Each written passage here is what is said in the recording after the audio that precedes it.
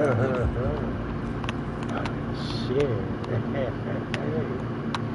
Look at me, baby.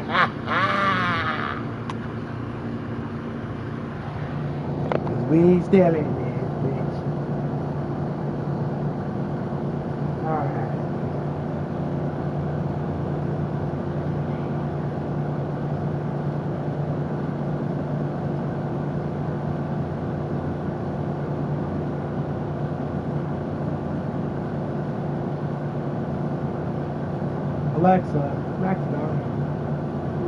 Alexa, how's Superman? Superman has an IMDb rating of 7.6 out of 10. As of last weekend, the film has grossed $167 million in the United States since its release on July 11th. Alexa, what's Superman doing? According to an Alexa Answers contributor, as of right now, Superman is doing well. He is currently starring in the CW series Superman and Lois, which is in its second season. He is also set to appear in the upcoming film Superman, Legacy. Superman was just recast. The new Superman is David Kareem Sweat.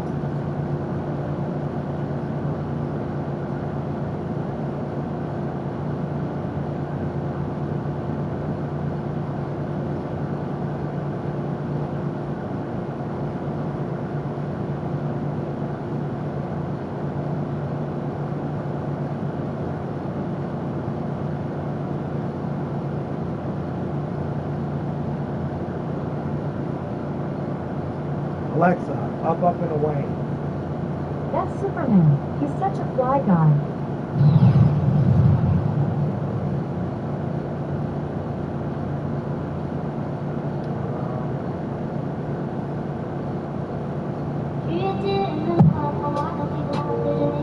Come on! Give me one man.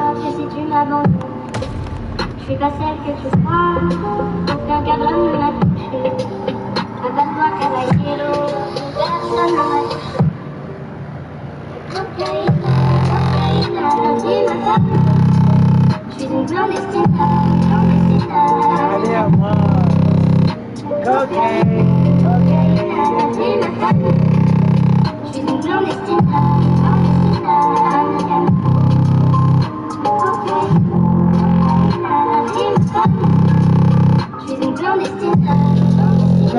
Allez à moi.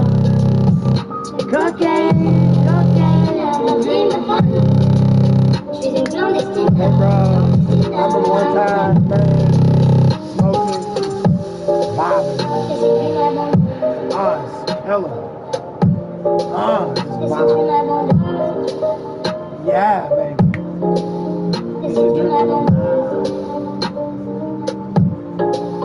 Yeah, cause the beat on it,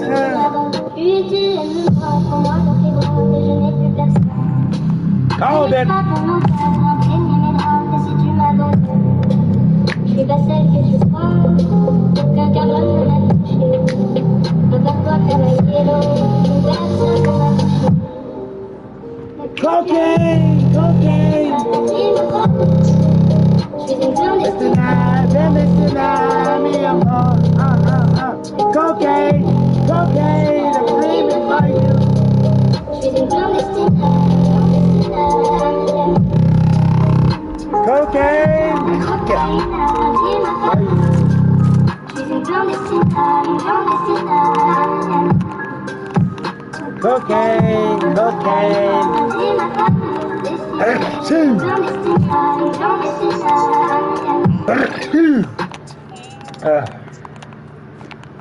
Yeah. Ammo. Ne laisse pas ton odeur imprégner mes draps, et si tu m'abandonnes, je suis pas celle que tu crois, aucun cadre ne m'a touché. Abats-toi, caballero, personne ne m'a touché. Cocaine, I'm dreaming for you. Realness tonight, yeah. Cocaine, I'm dreaming for you.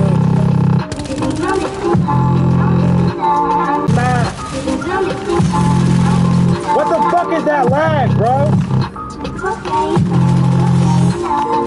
That's some bullshit!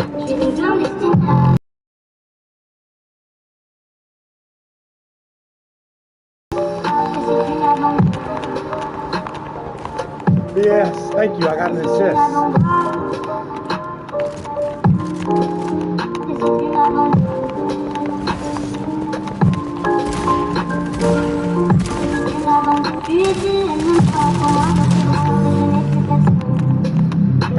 Revenge, motherfucker! Play with me. Bitch! Ooh, I'ma get you! I'ma get that bitch!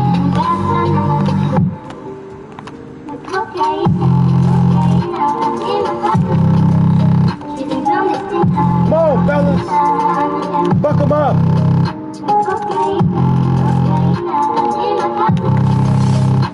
What the fuck?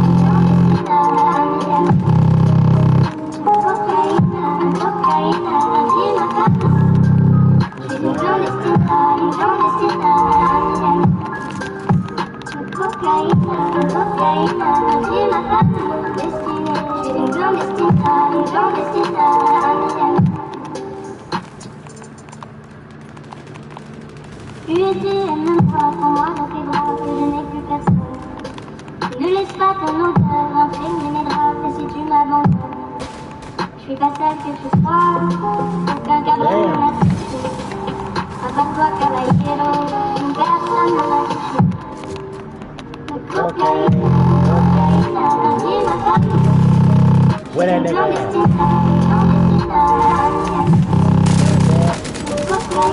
Out of there!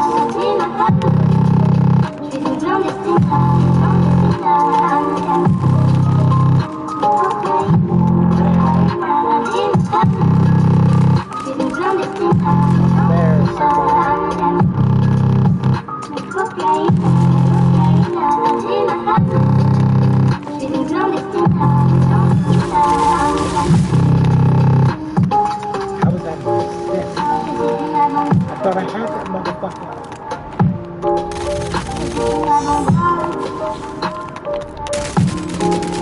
Where you going?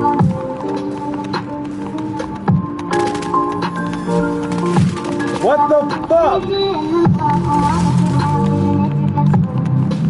Ne laisse pas ton odeur imprégner mes draps, et si tu m'abandonnes, je suis pas celle que tu crois. Aucun cadre ne m'a touché.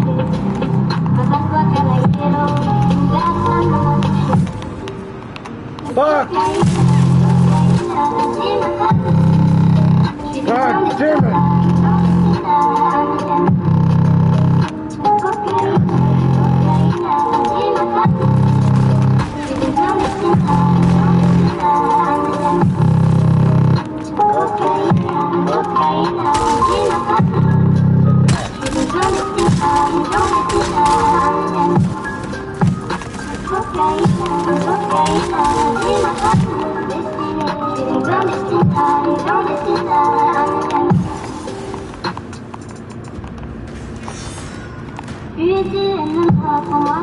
Double kill, revenge. Ne laisse pas ton odeur imprégner mes draps, et si tu m'abandonnes, je suis pas celle que tu crois. Aucun cadre ne m'a touché. À part toi, caballero, une personne ne m'a touché. Le cocaïne, dis ma femme.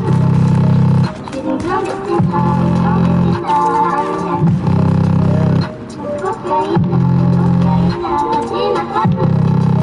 Je suis une clandestine,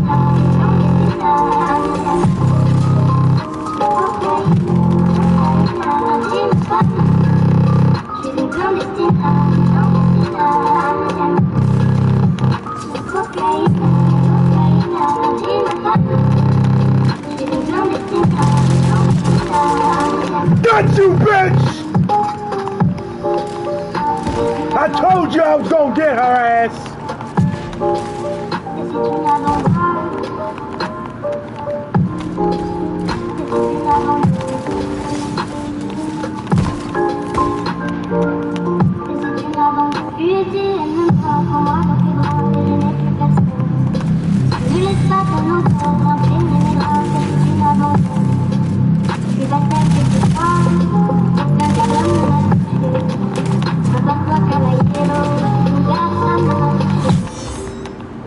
Okay.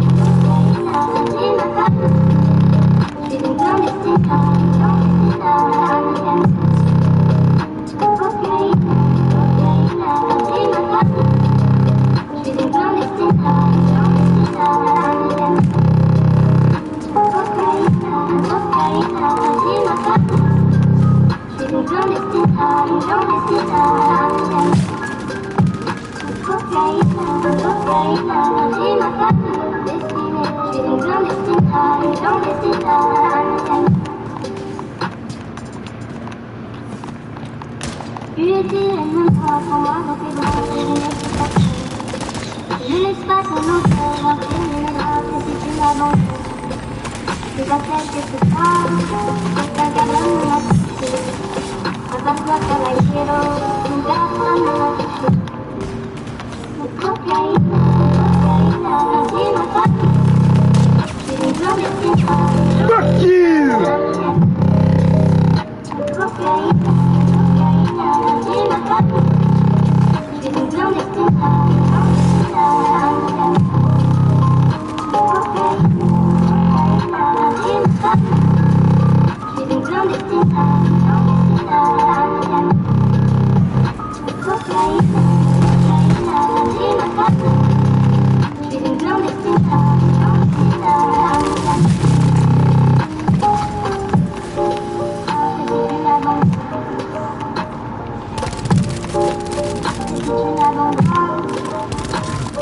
I wanted her!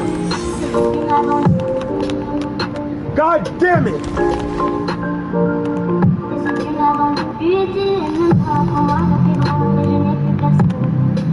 Ne laisse pas ton odeur imprégner mes draps, et si tu m'abandonnes, je suis pas celle que tu crois, aucun cabron ne m'a touché. À part toi, caballero, une personne ne m'a touché. Cocaine! Vas-y ma femme, j'ai des clandestines femmes. Baby tonight! Come on, baby! Cocaïne, vas-y ma femme, j'ai des clandestines femmes. Cocaïne, vas-y ma femme, j'ai des clandestines femmes. Cocaïne, vas-y ma femme, j'ai des clandestines femmes. Don't want to be on the hunt, let's be on the hunt. Not a relentless hunter Tu right étais here. la même fois pour moi dans tes bras, que je n'ai Ah. plus personne. Ne laisse pas ton odeur imprégner mes draps, et si tu m'abandonnes, je suis pas celle que tu crois, aucun cabron ne m'a touché. À part toi, caballero, une personne ne m'a touché. Cocaïne, Cocaine, this shit. j'ai des clandestines femmes. Cocaïne, vas-y ma femme, j'ai des clandestines femmes. Cocaïne, vas-y ma femme, j'ai des clandestines femmes. Cocaïne, vas-y ma femme, j'ai des clandestines femmes.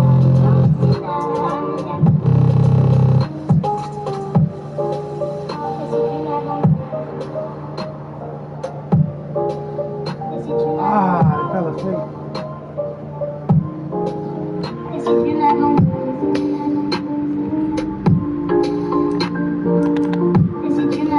tu étais la même fois pour moi dans tes bras, mais je n'ai plus personne. Fell asleep. Ne laisse pas ton odeur imprégner mes draps, et si tu m'abandonnes, je suis pas celle que tu crois, aucun cabron ne m'a touché. À part toi, caballero, une personne ne m'a touché. Cocaïne, vas-y ma femme, j'ai des clandestines femmes.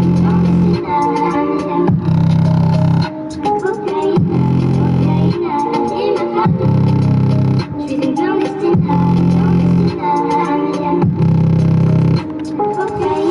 Cocaïne, vas-y ma femme, j'ai des clandestines femmes. Cocaïne, vas-y ma femme, j'ai des clandestines femmes. Tu étais la même fois pour moi dans tes bras, que je n'ai plus personne. Ne laisse pas ton odeur imprégner mes draps, et si tu m'abandonnes, je suis pas celle que tu crois, aucun cabron ne m'a touché. À part toi, caballero, une personne ne m'a touché. Cocaïne, vas-y ma femme, j'ai des clandestines femmes.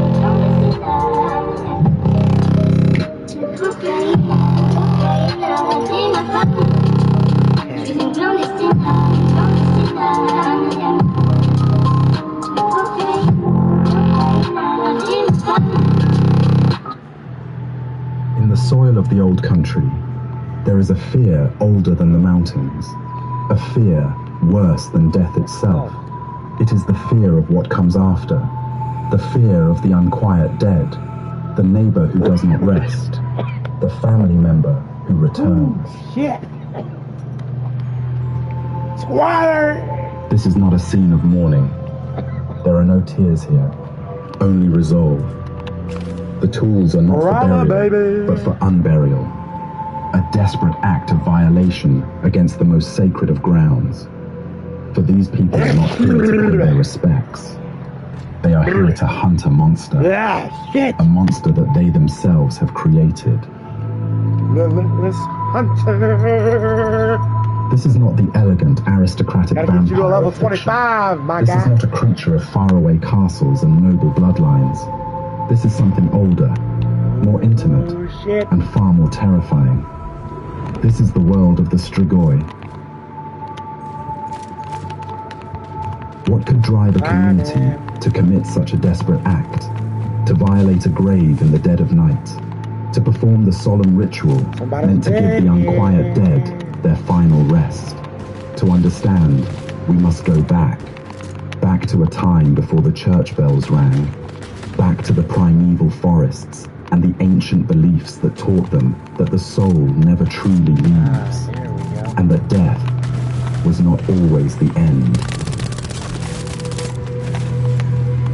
Before the cross, before the legions of Rome, before recorded history, the story of this land begins in the deep, dark forests of the Carpathian Mountains. This was the world of the ancient Dacians and their ancestors, a world where the forest was not just a collection of trees, but the first and most sacred temple, a living, breathing entity filled with power, mystery, and spirits. Theirs was an animistic worldview. They believed that everything possessed a soul, a spirit that had to be respected and feared. The rivers had their temperaments, the mountains had their moods, and the great beasts of the forest, the bear, the stag, and especially the wolf, were seen not just as animals, but as powerful spiritual beings, physical manifestations of the untamable forces of nature. In this world, the human soul was not believed to depart for a distant heaven or hell upon death.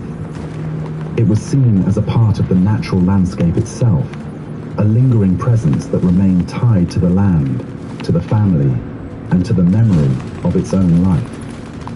A soul could wander the forests it once knew, visit the homes it once occupied, and continue to interact with the world of the living.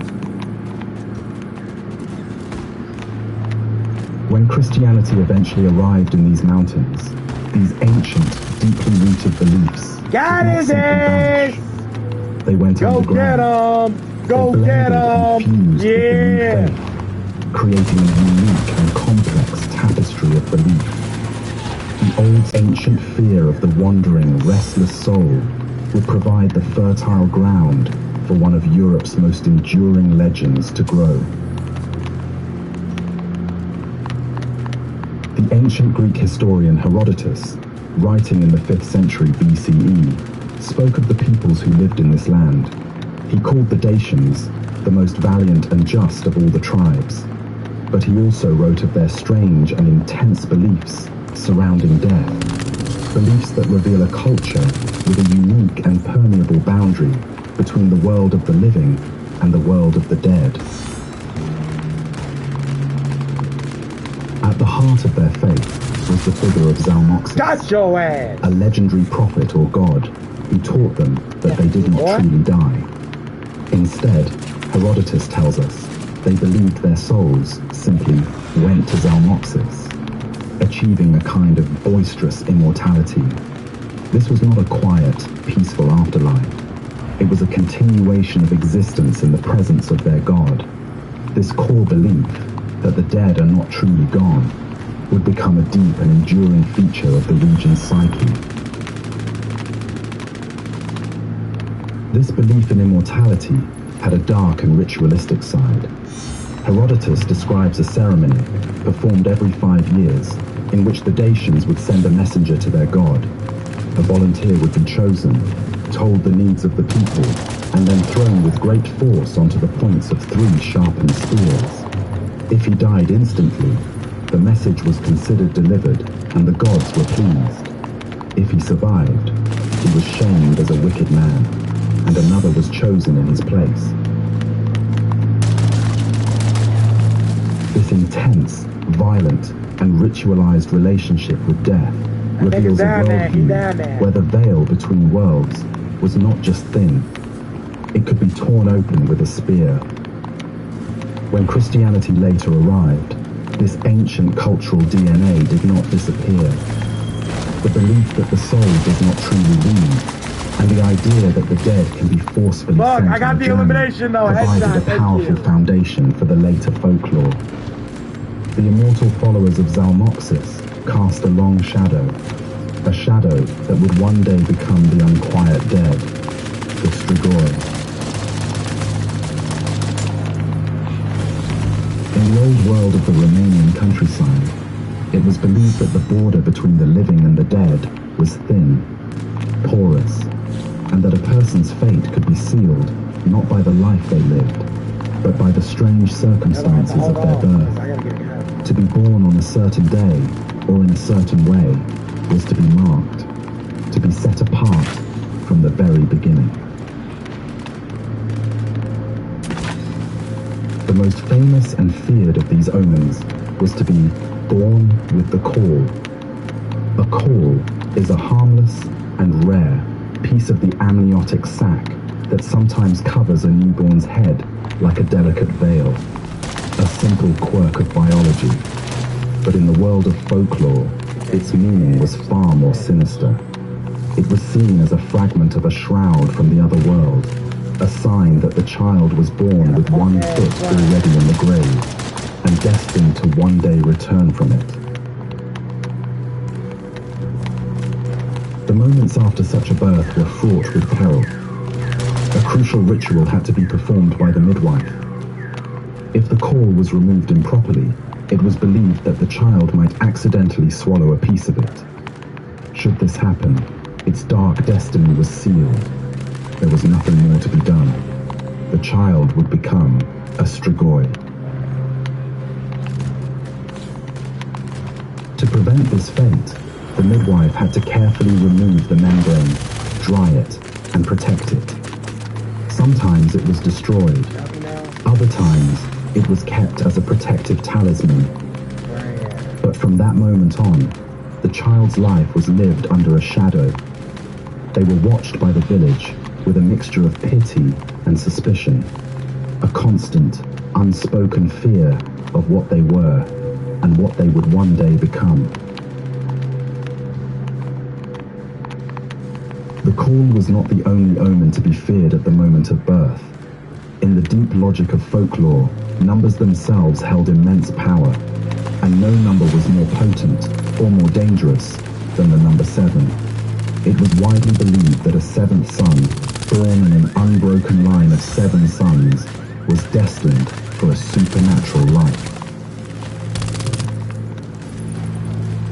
This child was often thought to possess unique gifts, the power of second sight, or the ability to heal certain illnesses. But this power came at a terrible price, for it was believed that the 7th son was born with a second soul, often in the form of an animal spirit. And while this granted them special abilities in life, it doomed them in death. Upon their passing, it was this restless second soul that was destined to rise from the grave and become a Strigoi. Like the child born with the caul, the 7th son was thus set apart from the community.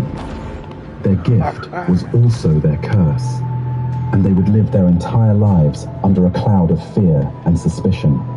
Every misfortune that befell a neighbor, every animal that sickened, could potentially be laid at their door. For in the minds of the villagers, They were already half in, half out of the natural world, living a life that was merely a prelude to the unnatural one that would surely follow. But a person's dark fate was not always sealed by an omen at birth. It could also be determined by the sins, or even the simple neglect, of their parents. In a devoutly Christian society, the rite of baptism was seen as essential for the salvation and protection of a soul.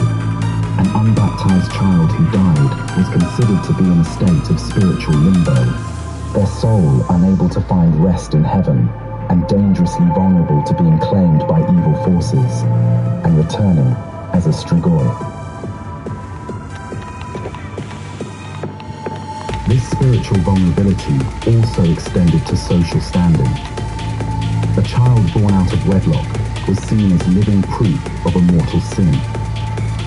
They carried the stain of their parents' transgression throughout their lives, often treated as outsiders by the tight-knit village community. This social stigma could easily curdle into supernatural suspicion. Such a child, already considered to be living outside the bounds of God's law, was a natural candidate for the dark destiny of the strigoi. And so, the community would watch. A child could be marked by a physical sign, like the call, by a fateful number, like 7, or by the perceived stain on their soul from the circumstances of their birth. From their first breath, they were set apart, living a life under a cloud of dread, a life where every action, every word, every glance was scrutinized for a sign of the darkness that was believed to fester within. The dread surrounding a marked child did not fade as they grew. It festered, for in Romanian folklore, the threat of the strigoi was not something that only began after death. There was also the strigoi view, the living strigoi. These individuals were not seen as monsters in human form, but as living people, witches and warlocks, who possessed dark powers and a malevolent spirit. They were your neighbor, your cousin, the quiet woman at the end of the lane, and their envy or ill will could bring ruin.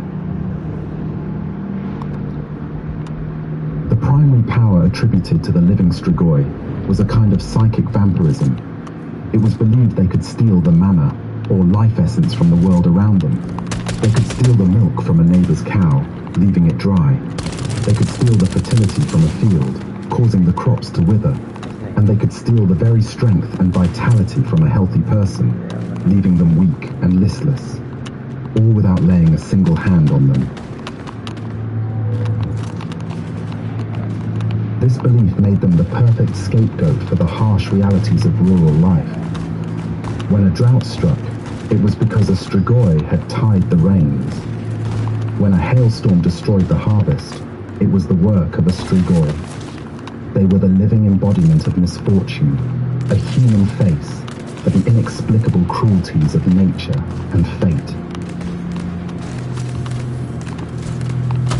But their most fantastic power was revealed while they slept. It was believed that on certain powerful nights of the year, like the eve of St. Andrew or St. George, the spirit of a living strigoi could leave their physical body behind. This detachable soul, often taking the form of an animal, was then free to travel incredible distances to meet with other strigoi. These spirits would gather at the borders of the village, at crossroads, or in remote clearings. And there they would engage in great spectral battles. They fought one another with improvised weapons, spindles from a weaving loom, the blades of scythes, or simple wooden clubs. It was believed that the outcome of these ghostly wars would determine the fate of the entire village for the coming year. A good harvest or a famine, prosperity or ruin, all decided by a secret war, fought by the sleeping souls of their neighbors. Faced with this invisible threat living in their midst, a neighbor whose ill will could wither their crops or sicken their children. The villagers of old Romania were not helpless. They relied on a deep well of ancient folk magic and Christian faith to protect their homes and families, a system of powerful apotropaics designed to ward off evil. The most famous of these, known across the world, was garlic.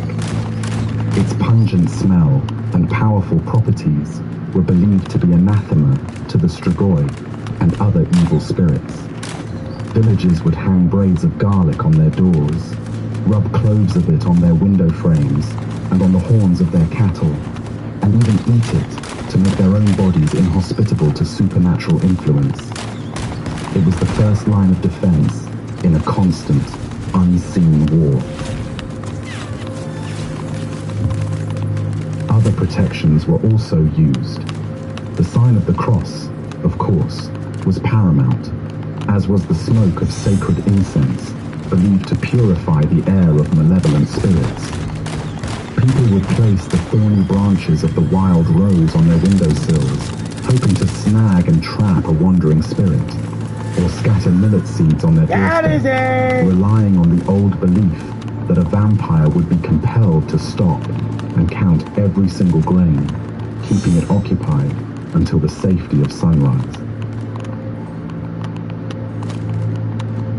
This vigilance reached its peak on the night of St. Andrew, a time considered to be the night of the wolves, when the barriers between worlds were at their thinnest and the strigoi were at their most powerful. On this night, entire villages would effectively go into lockdown. Families would anoint every door, every window, and every chimney with garlic. They would turn all their pots and tools upside down so that the wandering spirits could not hide in them or use them. It was a night of great communal fear, met with the strength of ancient ritual. But all these protections, the garlic, the cross, the rituals, were defenses against the living strigoi and their wandering souls. They were temporary measures designed to ward off a threat that was still bound, however loosely, to a physical, mortal body. The true, deep terror was reserved for what would happen when that body finally died, and the spirit was set free from its last earthly prison. A dark destiny was not always sealed at birth. A person could live an entirely unremarkable life, free from any supernatural sign or suspicion, only to be doomed by the very manner of their death. For in the folkloric worldview, there was a profound difference between a good death and a bad death. A good death meant dying in one's bed, surrounded by family, having received the last rites of the church. A soul that departed this way was at peace. But a bad death was one that violated the natural order of things. The most feared of these was death by suicide. To take one's own life was seen as a rejection of God's gift, a final act of despair that left the soul in a state of profound turmoil and sin. Such a person was denied burial in the hallowed ground of the churchyard. They were often interred at a crossroads outside the village limits. Their unhallowed grave was a gateway, and their restless, tormented soul was considered almost certain to return with malevolence. Other violent or unnatural deaths were also feared. A person who was murdered, whose life was ripped away before its time, might return seeking vengeance. A traveler who died in an accident, far from home and without proper burial rites, might become a wandering spirit. And a person who died while under the curse of another witch or strigoi was believed to be infected, destined to rise and continue the chain of evil.